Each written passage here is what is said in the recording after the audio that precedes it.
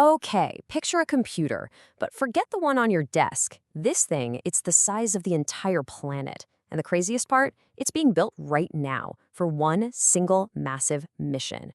So this isn't just one big machine in one place. Nope, it's a global network, a whole web of interconnected pieces, or nodes, that are all learning from each other all the time in real time.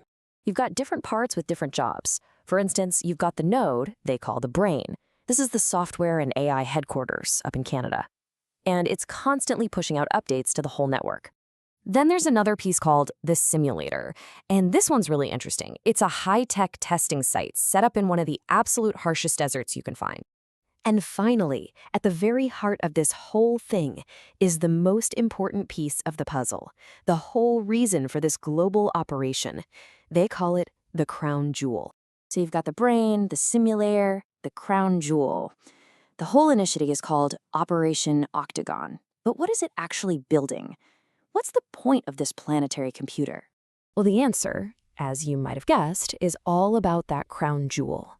The entire mission, every single one of these global nodes, is laser-focused on making one very specific and seriously ambitious project a reality. And here it is, the crown jewel. It's a massive 7,000-acre smart eco-industrial park in Kaabong, Uganda. We're talking about a super remote region. And the plan is just incredible. They're going to use this advanced tech called plasma gasification to take stuff like hemp and farm waste and turn it into reliable carbon-negative power. The goal? A totally self-sufficient, zero-waste economic zone.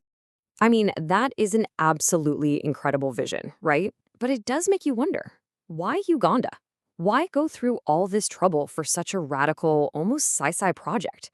What's the problem they're trying to solve? Okay, to really get that, we have to rewind a bit and look at the tough time Uganda's had with industrial development. It's really a story of big ambitions hitting a brick wall of reality. Just look at this number, 3. By 2015, the government had plans for 22 industrial parks to kickstart the economy. 22. And only 3 ever got up and running. Clearly, whatever they were doing before, it just wasn't working. And this right here, this chart tells the whole story. Even in the few parks that did open, nobody was showing up to build.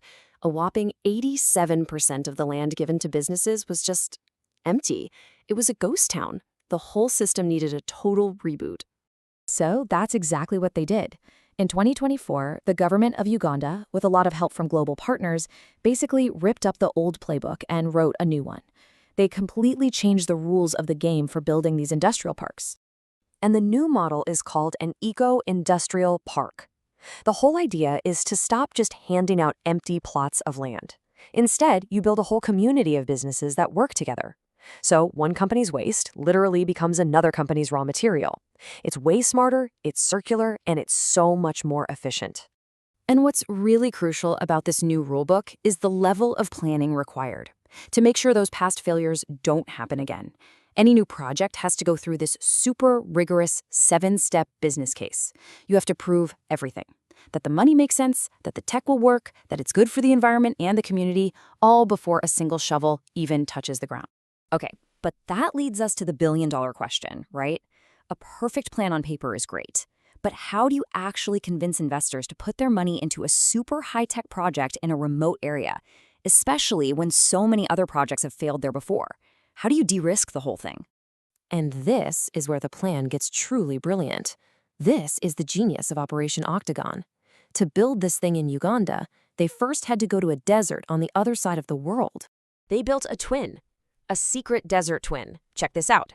They found a place in Quartzsite, Arizona, that has the exact same kind of harsh, remote, off-grid desert environment as Kaabong, Uganda.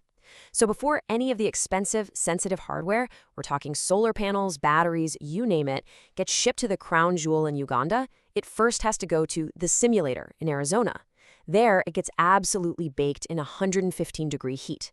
If it survives Arizona, then and only then is it ready for Uganda. It's genius. Someone involved in the project put it perfectly. They said to think of it like a space mission. The Arizona site is mission control on Earth. It's the safe, low-stakes place where you can test everything, fix the bugs, and make absolutely sure that when the rocket launches, when the project goes live in Uganda, it's not going to fail. But here's where it gets even smarter. The Arizona site isn't just a testing lab that cost money. No way. They designed it to be a profitable business all on its own. It's the ultimate proof of concept. They're showing that the entire economic model works, right there in one of the most underserved parts of America. And this table shows you exactly how. See, the area around Quartzsite has a lot of elderly residents who desperately need rides to the nearest hospital, which is a good 32 miles away. So the project deployed autonomous shuttles. They're providing a service people really need, and at the same time, they've eliminated the single biggest cost of any transport service, the human driver. Look at that profit margin jump, from 50% to over 80%.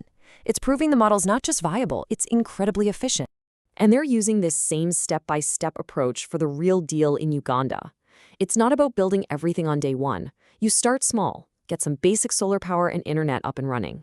Then, in year one, you launch a small bridge power plant.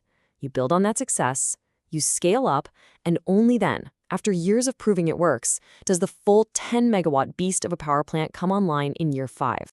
And I think the best way to wrap this up is with an idea from the project's own roadmap. They don't see this as just building one park.